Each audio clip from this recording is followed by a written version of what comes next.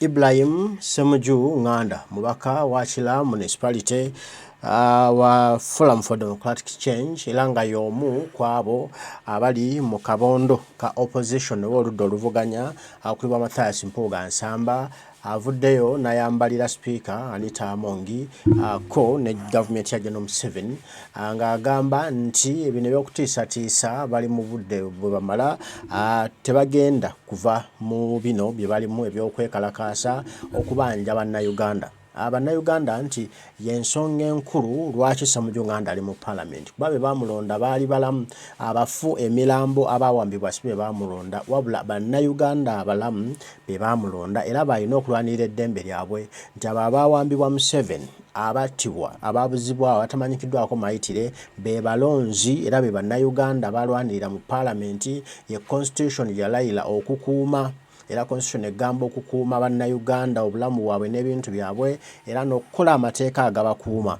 Kati amateeka agabakuuma yagakola ate mwami Museveni amateeka gali mu kuvvoola ng'akola ebikolobero ku bannayuganda. N'olwekyo avuddeyo n'akangula eddoboozi n'agamba Sipiika Anita Amongi anywe ku tuzzi to water ne General Museveni asibemu ebyanguwa ebibye kubanga kano omuliro gwe tuliko si gwa kuggwa paka nga General Museveni government ye egudde ekigonna malere. Let me start with the small things. Each time the matter of attending who, even at her vetting happened on Zoom, she has never attended a single meeting. I keep asking them when they are haranguing other ministers, what? Because you amended your rules of procedure to allow virtual attendance of then why do you quarrel with other ministers who are not attending? They are also attending on Zoom. Let me use, I want to use the word iPad. And then you ask, okay, she can answer questions on her iPad. And then the speaker said, you come and see her, she's attending. Have you ever taken the offer to go and see? Because I know she's not there. I don't want to be involved in childish games. Kahindo Tafire, my friend, is not attending Parliament. You choose to run the state that way, that you are going to start the state. Because your wife is there, you can't call out. I have asked Museveni when we were with him on the radio station, if we count. This debate we are involved in, the Parliament and then the counting started. The 1 month was ending on 19th. How did we have that? The countdown that we are on as 19th? Yes. Of how did we abandon that countdown to now begin the counting down for those who are demanding that these fellows bring a report? How? And the media people should help the country. How did she abandon introducing clocking systems? Yes. Why did she abandon the countdown? Because you see, Parliament must not act like the disciplinary committee. Then the women MPs threatened to undress. Then she said, okay, now you bring the video and play it. I said, now, decisions of speakers in Parliament are final. There's even a process to challenge them. The speaker cannot give 1, 2, 3 rulings on the same matter in 2 seconds. This particular countdown was a countdown of government to account. And the government said, we will come back and account within 30 days. The 30 days ended on 19th. We are waiting. Now is that you guys don't come here. By the 19th, hadn't you started the boycott? It does not matter. It doesn't matter. Because Parliament as an institution took a decision that government must account for the missing person within 30 days. The ministers that have given you 1 more day, you don't come here, I will chase you. She's now chasing. Those of you are demanding, you will be now want to be chased. Really. So the speakers should help us. We've told the speaker many times, I've attended a meeting presided over by the speaker. And this matter is not between you and us. You did not disappear these people. We want these government people who disappeared to be the one to account. And I agree with everybody here. This is diversionary. You now want us to begin discussing the speaker and the threat. I saw Kulisi Bariomu saying that we're going to continue to have mandas. The speaker said the trips. So you want to reduce the institution of Parliament to trips and mandas? Is that where we have reached? Really? This country, that institution of Parliament now is discussing trips and mandas and the committees, and we go back to the missing persons. I have been sworn in as an MP 3 times now. Each day I am given a copy of the Constitution. and I take an oath that I will uphold and defend this constitution. What was that defense meant? If they are kidnapping people, either they have murdered them, and I took an oath that I will defend this constitution. So was it a ceremony? The presiding officer should help us. I don't want to be engaged in a quarrel with them. This quarrel is not their quarrel. Let me quarrel with the people who have kidnapped people. They should bring them from wherever they are. Mr. Museveni said at the beginning of his administration that in his parents' room, even a needle could never disappear. And then he asked Obote and Amin, how did human beings disappear when in another house a needle could not disappear? Now under Museveni, even needles are disappearing, but even human beings are disappearing. We are demanding, please bring them. They are saying now, count down. 1, 2, 3, you will be out of parliament. For God's sake, for me, you can chase me out of parliament. But these people must be produced. Okay. Let me take a message. Someone says, Uganda's history is that of conflicts in governance. We hosted Idi Amin and Obote for atrocities committed during their regimes. If Ugandans, like the leaders of parliament, can act the way they are doing without any insights of this history, I cry for my beloved country. I don't have the name for... yes, this is James Tumusim, I think in Ntungamo. No, someone says Moses Nkutu. Yeah, I think it's Moses Nkutu who's sending this message. Let's take a quick commercial break. When we come back, we'll pick up this conversation again.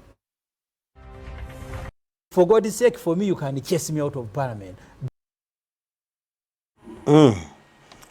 Ssemuju Nganda Ayanukude municipality awadde ndowooza ye agambye omulamu omukulu lwakyali mu parliament okuuma constitution y'eggwanga ate constitution tekkiriza bannayuganda kuwambibwa, constitution tekkiriza bannayuganda kuttibwa, constitution tekkiriza bannayuganda kubuzibwawo nga tomanyikiddwako mayitire.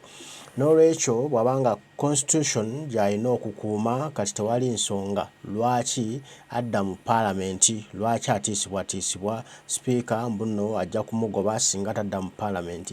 Agambye ye ali ready okugoba mu parliament ekifo ky'Akira municipality akiveeko kasitaaba ng'alwanirira bannayuganda. Naye bano abantu balina okusooka okukomawo ekirala kiryoke kikolebwe. Wekitaba ekyo sipiika amala budde, amala biseera bye, amala byambulago tebagenda kukomawo, bakombe kwerima. Era sipiika bw'anaaba nga tasobola kwetereeza, bw'anaaba nga tasobola kukaka gavumenti ya General Museveni ekomyewo abantu bano be yawamba, bo tebalina budde buyomba na sipiika kuba kirabika sipiika yasasuddwa okutandika okutiisatiisa ate abaali mu kwekalakaasa bifo okuteeka akazito ku gavumenti ekomyewo abantu baffe, ate akazito ayagala kateeka ku baludda oluvuganya, kuba kateeka ku bannaffe abali mu kubanja abantu baabwe abaabuzibwawo. Omulamwa gwandibadde sipiika kukaka bali abatusuubiza okunnyonnyolawo abantu bano gye bali baleete okunnyonnyola okwo, so ate si kutandika kutiisatiisa bana babanja okunnyonnyolwa. Era agambye ebyo sipiika amala budde, amala biseera, zino ensonga zijja kugwera mu mbuga z'amateeka, ate sipiika kijja kumaliriza kimulidde akafiiremu, alina okupeyinga ne damages.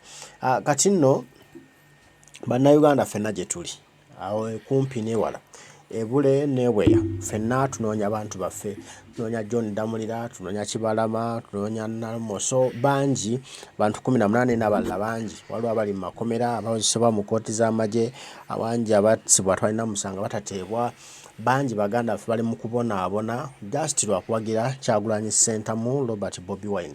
Awo nno wetusimbe Nakakongo ate kati ensi yonna eri wamu ku nsonga egi. Wano mu kitu kino kati ffe tukulembedde General Museveni, kati ffe tumuwa ekyokukola.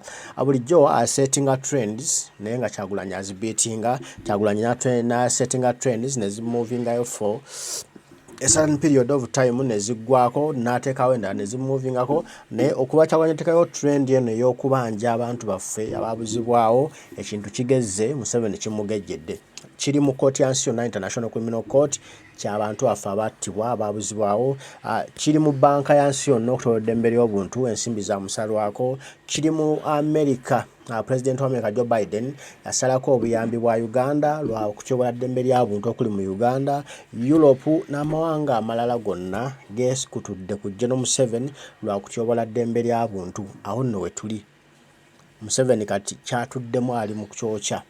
Naye yeebuuza kyabaakola kyabazzaako takiraba era ebigambo byamusobyeko dda n'ate nga luno olutalo tulina okuluwangula, tulina okulaba nga tugenda mu maaso nga tufuna abantu baffe oba balamu mu batuwe basimbibwe mu mbuga z'amateeka bayewozeeko oba bawoze tumanye ekituufu nti bazza omusango ABCD gubasinze baweddwa ekibonerezo ABCD naye nga tumanyi oba bwe kibanga kyo kiganye nga mwabatugumbula mwabatta mutuwe wa gye mwabaziika abantu abo tubaziike mu mirembe, tubaziike mu buntu bulamu, tubaziike mu kitiibwa ku bijja by'abajjajjaabwe kuba gye mwabaziika si gye balina okuziikibwa. Gotta otya omuntu w'abandi n'omumalaga mu muziika eyo gy'osanze kubanga otya ensi okumanya. Bw'ati era General Museveni bwe yatta muganda waffe yali omulamuzi eyasooka Benedicto Kiwanuka n'awayiriza Idi Amin Dada ng'ate ye yamutta. Bino bigambo bya President Kyagulanyi Ssentamu ne bw'osoma ebyafa biraga Museveni ye yatta Benedicto Kiwanuka ne bw'ofuna speech ya Idi Amin Dada akulaga emmotoka Museveni mwe yatambulira n'abayeekera be era nga ye mmotoka eyabuzawo Benedicto Kiwanuka. Meaning Museveni yabuzawo Benedicto Kiwanuka omulamuzi eyasooka n'amala n'amutta n'abiteeka ku Idi Amin Dada. Akitegeeza oyo yakolanga emisovuyo gy'okutta abantu mu gavumenti ya Amin amukyayise ate bw'atuuse n'eno mu gavumenti ye era byakolanga eri ne kati byakola okulaba nga amalawo bannayuganda. Kati nno ennamusa etuuse ku nnyooge ekigambo yakituddemu dda kyamulidde wano we tunaaviirawo nga tuli mu ntebe nga yaddeko dda njabala. Mbaagala nnyo mwenna abaliko Omukama Katonda nsaba bankuumire tujja kuba tuddamu tubigambo ebigambo bataayi mweramu.